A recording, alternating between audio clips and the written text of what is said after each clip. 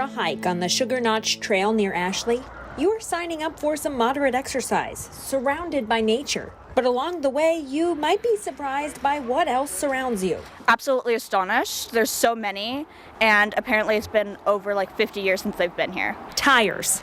Hundreds and hundreds of tires. This is all part of the entire Solomon's Creek watershed, and Sugar Notch Run is just a major tributary that feeds Solomon's Creek. We want to make sure the macroinvertebrates and the bugs and the fish are living in a thriving, healthy ecosystem and not a bunch of tires. Bobby Hughes and a handful of other volunteers were able to get the tires in hard-to-reach places along the edge of Interstate 81 into a consolidated area. So we had to touch all these tires 3 times before we can even get them to this point here, where they're now in at least a uniform pile all the way down this draw. Now Hughes is working with the Wyoming Valley Sanitary Authority, the DCNR, Pennsylvania Environmental Council, local businesses, and community groups to remove and recycle all of these tires. There's at least over 1,000. It's probably the largest tire pile that I've cleaned up in my 25, close to 28-year history of doing tire cleanups here in the valley. The initial sight of all of these tires was very overwhelming,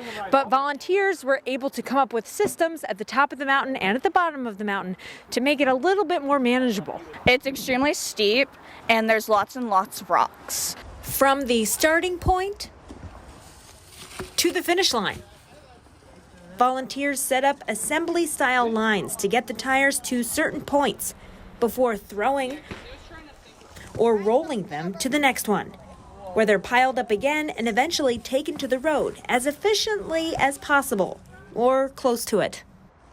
It's quite fun, to be honest. The tires will fill this truck up about 4 times. Eventually, all this waste will be recycled. It makes me feel hopeful in the community, especially because so many people are coming out to do this. Chelsea Strub, Newswatch 16, Luzerne County.